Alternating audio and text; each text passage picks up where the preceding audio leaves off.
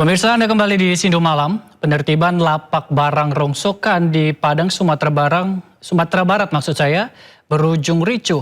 Pemilik lapak nekat mengacungkan senjata tajam ke petugas.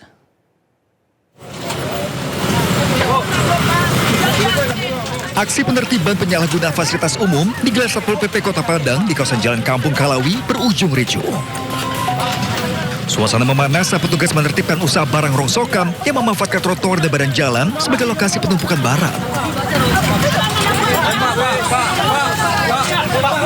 Tidak terima usahanya ditertibkan, pemilik lapak nekat mengeluarkan senjata tajam dan mengacungkannya ke petugas.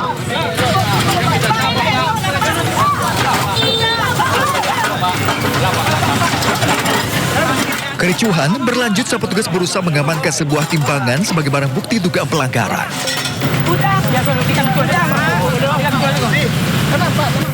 Pemilik usaha terus lakukan perlawanan dan berusaha merebut kembali barang hingga terjadi aksi tarik-menarik. Kita ambilkan tindakan mengambil suatu timbangan di lokasi tersebut. Yang bersangkutan melakukan perlawanan untuk mempertahankan barang atau timbangan tersebut. Namun kita tetap melakukan secara persuasif, secara komunis kepada yang bersangkutan. Alhamdulillah barang tersebut kita amankan. Kemudian setelah nanti trotoar tersebut dikosongkan, nanti kita kembalikan kepada yang bersangkutan. Karena di lokasi tersebut sering terjadi kemacetan di saat sore hari ini. Tindakan tegas ini dilakukan lantaran pemilik usaha dinilai melanggar peraturan daerah tentang ketertiban umum. Satpol PP Kota Padang menegaskan akan terus meningkatkan pengawasan dan menindak tegas pelanggaran pengguna fasilitas publik di wilayah Kota Padang. Dari Padang, Sumatera Barat, Budi Sunandar, iNews melaporkan. Kesal permukiman terhimbas debu penambangan semen. Puluhan warga di Tuban, Jawa Timur nekat menghadang alat berat. Pasalnya jarak lokasi tambang dan pemukiman hanya berkisar 200 meter.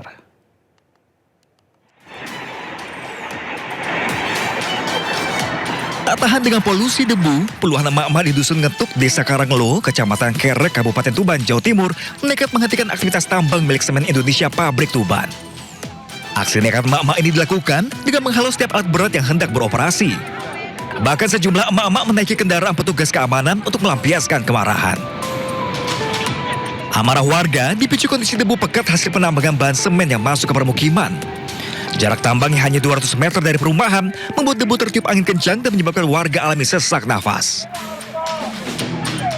Ini sudah berulang-ulang kali saya telepon, saya WA. Ternyata entah direspon atau enggak saya kurang tahu. Masalahnya nyatanya enggak ada balasan. Nyatanya masih berkeliaran sampai warga setempat ini beraksi ke klaser. Tutup blokir klaser ya. Itu kan masalahnya satu, Mas ya. Yang kedua, ini masalah penyiraman, Mas. Penyiraman ini kok istilahnya kurang memenuhi syarat gitu lah. Setelah aksi blokade selama 4 jam, warga akhirnya membubarkan diri dengan audiensi. Namun perwakilan perusahaan belum bisa mengambil keputusan lantaran jajaran pimpinan diketahui tengah berlibur. Penundaan keputusan tersebut memicu kekecewaan warga. Warga mengancam jika tuntutannya tak dipenuhi, mereka akan menggelar aksi lebih besar lagi. Dari Tuban, Jawa Timur, Pipit Wibawanto, iNews melaporkan. Tidak memiliki gedung permanen, 50 anak SDN 001 filial Kampung Birang di perbatasan Berau harus bersekolah di tenda darurat. Tindakan ini terpaksa diambil karena hingga kini sekolah belum memiliki lokasi permanen.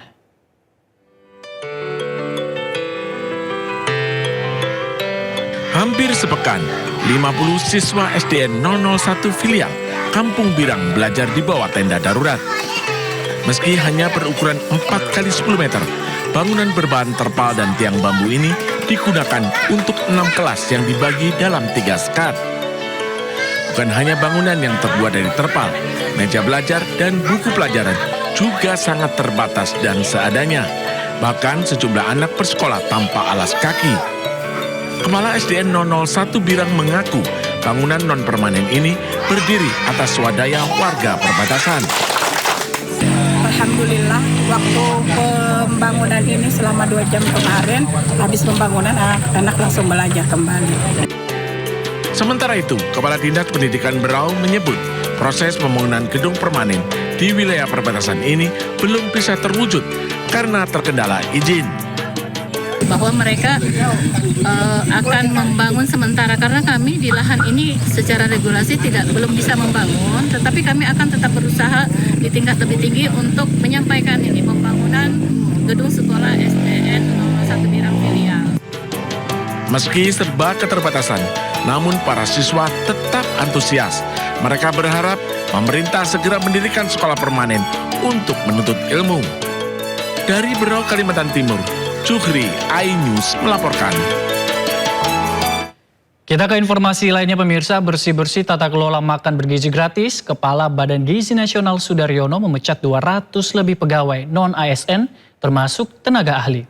Badan Gizi Nasional juga menutup permanen 800-an dapur MBG yang melakukan pelanggaran.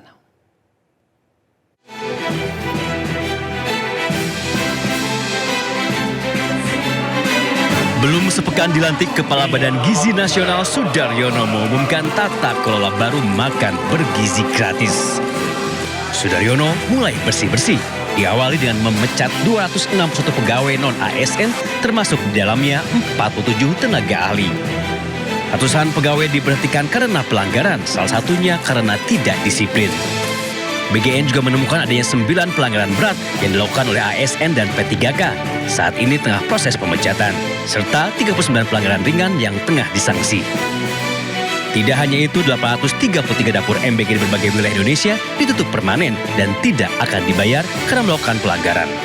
Dengan total sebagaimana di layar 833. Dapur yang disuspend secara permanen ini, itu bukan kayak yang lalu misalnya dulu kan disuspend tapi tetap dibayar. Kalau ini sudah suspend, tutup, nggak dibayar. Ini betul-betul adalah suspend karena pelanggaran. Sebagai bentuk transparansi tata kelola, publik kini bisa ikut terlibat mengawasi MBG dengan mengakses dan melaporkan melalui sistem yang akan diumumkan pekan depan. Siapapun kini bisa mengetahui jumlah dapur di kecamatan melalui sistem. Bahkan masyarakat bisa melaporkan SPPG yang meminta fee atau melakukan manipulasi harga bahan makanan. Badan Gizi Nasional ancam pecat kepala SPPG dan menutup dapur jika terbukti. Dari Jakarta, Tim Liputan iNews melaporkan. Polisi menggelar olah tempat kejadian perkara atau olah TKP lanjutan di Klinik Modern Jakarta Selatan. Klinik Modern diduga menjadi tempat kematian kepala rumah tangga ex Jampitsus Febri Adriansyah.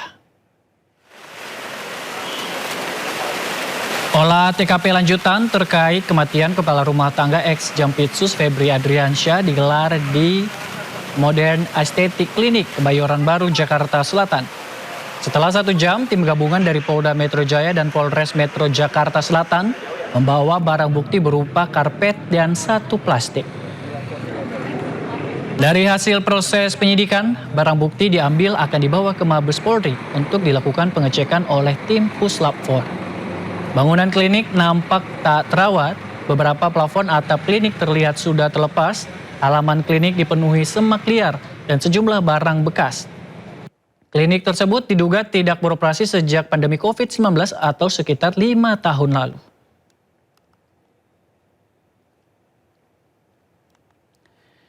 Sementara itu pemirsa, polisi juga menyisir rekaman kamera CCTV di sekitar Klinik Modern Kebayoran Baru untuk mengusut kasus kematian Sutrismo, kepala rumah tangga ex Jampitsus Febri Adriansyah.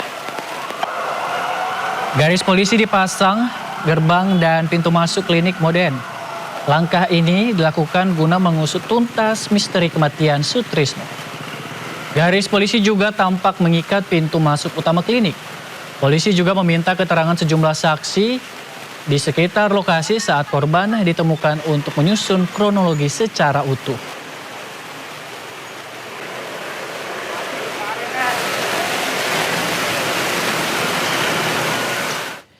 Pemirsa, jenguk ex Jampitsus Febri Adriansyah di rutan KPK, kuasa hukum tegaskan Febri tak mendapat perlakuan khusus sebagai tahanan.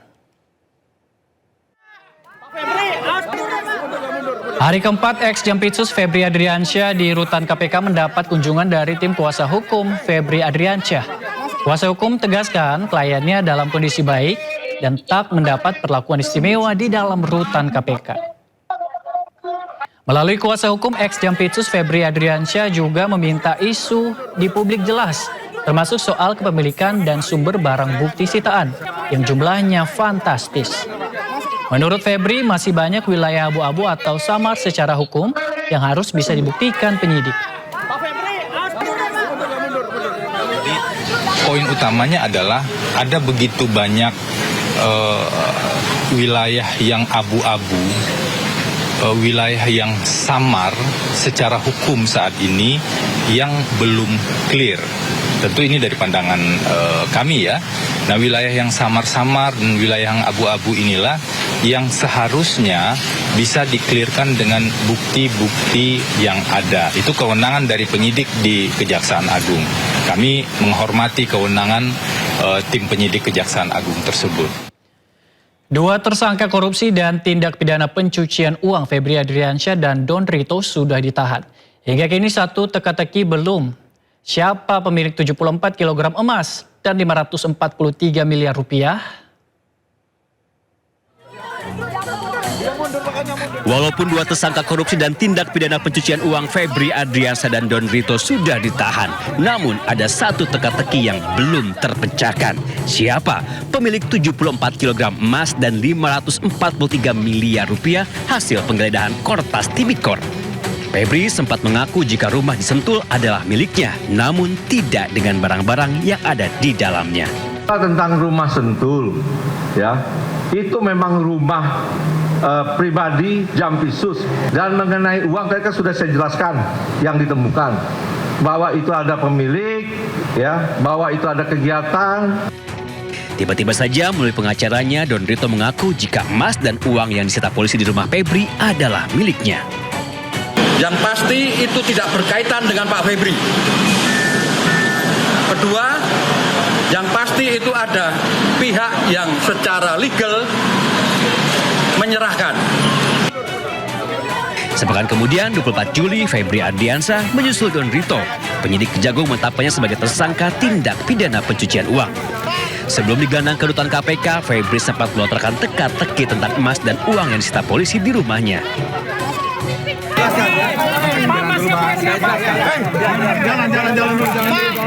Biar jaksa penyidik lihat.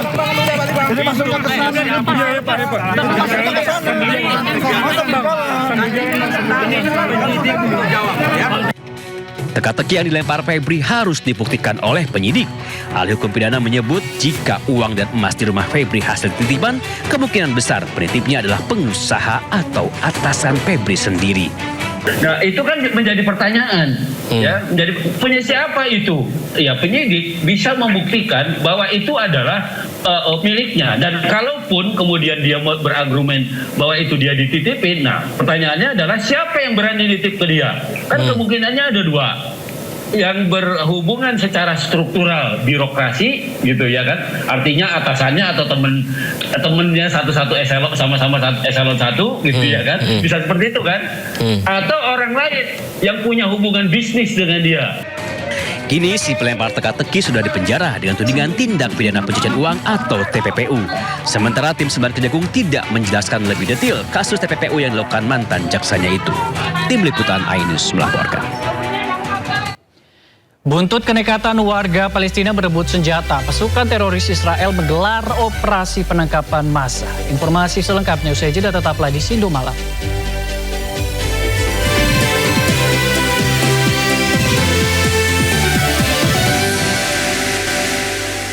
Terima kasih pemirsa, Anda masih bersama kami di Sindo Malam. Pasukan Amerika Serikat menyerbu 2 kapal tanker di Teluk Oman dan Laut Arab. Sehari sebelumnya pemirsa, pasukan Amerika Serikat menggelar blokade laut terhadap pelabuhan Iran. Dengan mengerahkan helikopter, pasukan Angkatan Laut Amerika Serikat menyerbu kapal tanker Charminar berbendera Komoro di Laut Arab.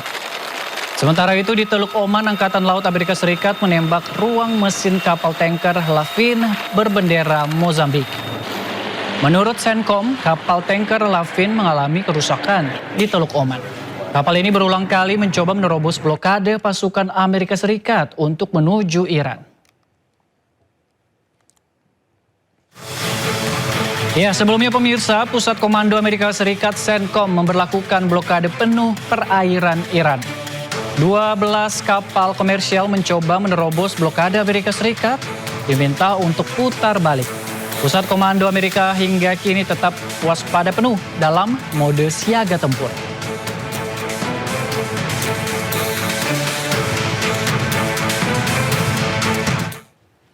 Sementara itu pemirsa, aksi heroik dilakukan seorang pria Palestina di Nablus, tepi barat. Ia berhasil memberikan perlawanan terhadap aksi teror bersenjata api yang dilakukan pemukim ilegal Yahudi. Serangan teror para pemukim ilegal Yahudi bersenjata api terjadi di desa Tal dekat kota Nablus, tepi barat. Berusaha membela tanah airnya, seorang warga Palestina, Faruk Ramadan, dengan gagah berani melakukan perlawanan. Faruk berhasil merebut senjata api di bawah seorang pemukim ilegal Yahudi. Faruk kemudian menyerang pemukim Yahudi dengan senjata api. Namun naas, Faruk dan 3 warga Palestina akhirnya tewas di tangan pasukan Zionis.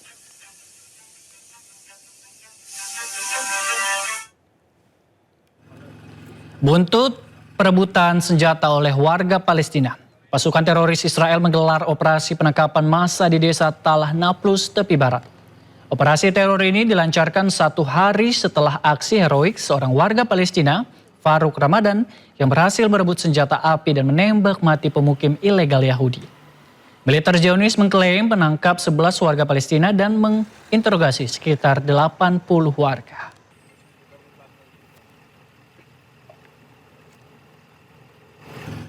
Konflik antara Arab Saudi dengan Houthi terus berlanjut. Arab Saudi kembali melancarkan serangan ke Yaman. Pasukan Houthi di Yaman berhasil menembak jatuh sebuah drone Akinci buatan Turki. Drone ini dioperasikan oleh Arab Saudi pemirsa. Drone jatuh dan terbakar di wilayah Padang Pasir Yaman. Drone Akinci merupakan pesawat tanpa awak berteknologi tinggi dengan nilai sekitar 20 juta dolar Amerika Serikat.